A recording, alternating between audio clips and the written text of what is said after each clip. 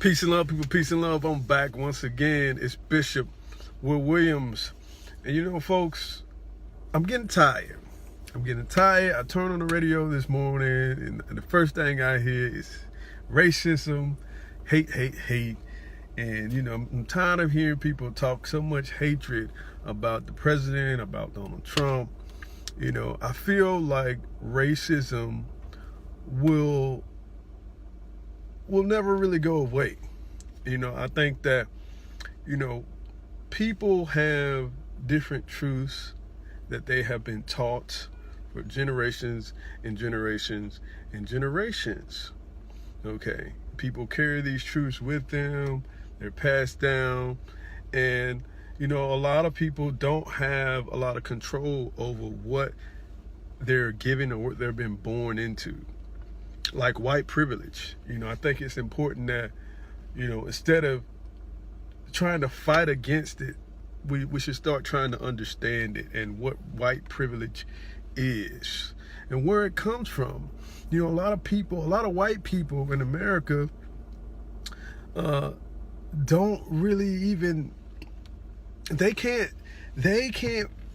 don't have any control over the privileges that they have. They can't not take their privileges. Okay, there are a lot of white people out here who are just they're just born into certain privileges, and that's the way that it's been built from the beginning.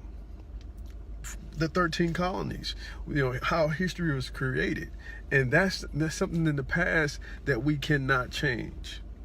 Okay, that we cannot change. So I just want to suggest a few things that we can do to start to really understand this thing. And the first thing is to learn.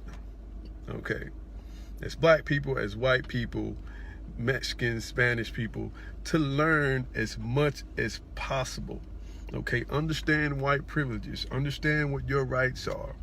Okay, understand who you are as a person and what your purpose is. Learn.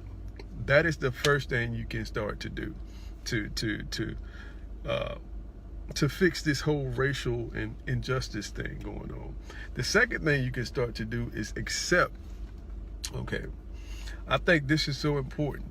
Okay, it's much easier to accept something or accept somebody for who they are rather than fight against. It takes so much energy to fight against something, You know, you keep fighting against something, you keep fighting this war of racism, and you want to fight against injustice, and you want to fight against this and fight against that. But what happens is the more you fight, the more you become a part of the problem.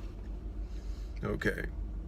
So I think it's important that we start accepting people for who they are. If the president, if he's racist, let him be racist. Okay, let him be racist. How will that affect you and what you're doing and your well-being by this man being a racist? Let him be racist. We all have our flaws. We all have our prejudices, stereotypes. We all have our different things that make us different, that make us unique, that make us good, that make us bad. You know, it's all about taking the good with the bad. Okay. The third thing you can start to do is explore.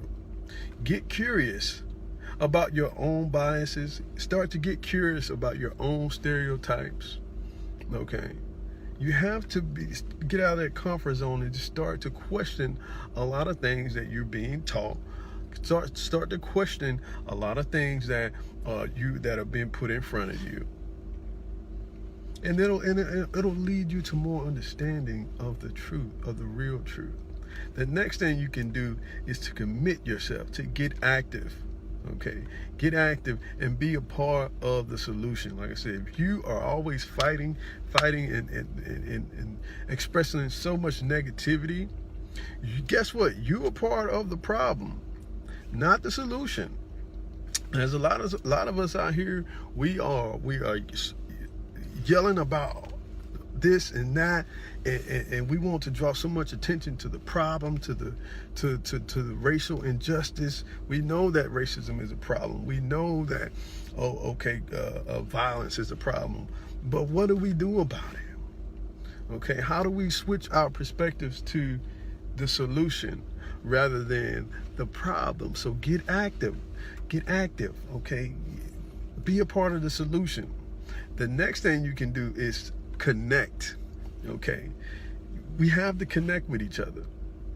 We have to connect with each other. This is, even if it forces you to get out of your comfort zone, okay? This is how we grow, okay?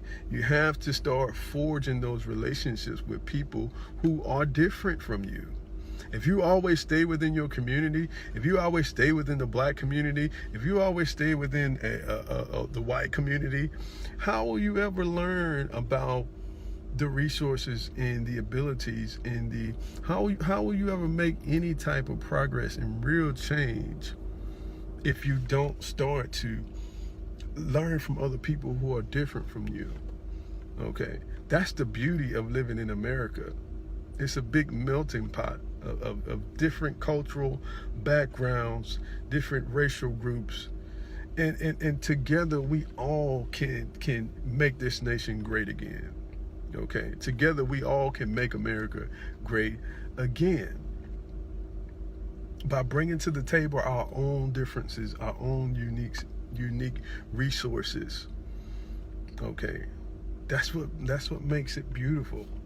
You know, the differences, the different colors, the different backgrounds. It's not just one color. It's a lot of different colors that make it a beautiful nation, a beautiful country.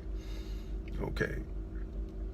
So with that being said, I just want to reiterate, just be a part of the solution and not a part of the problem. With that being said, peace and love until next time.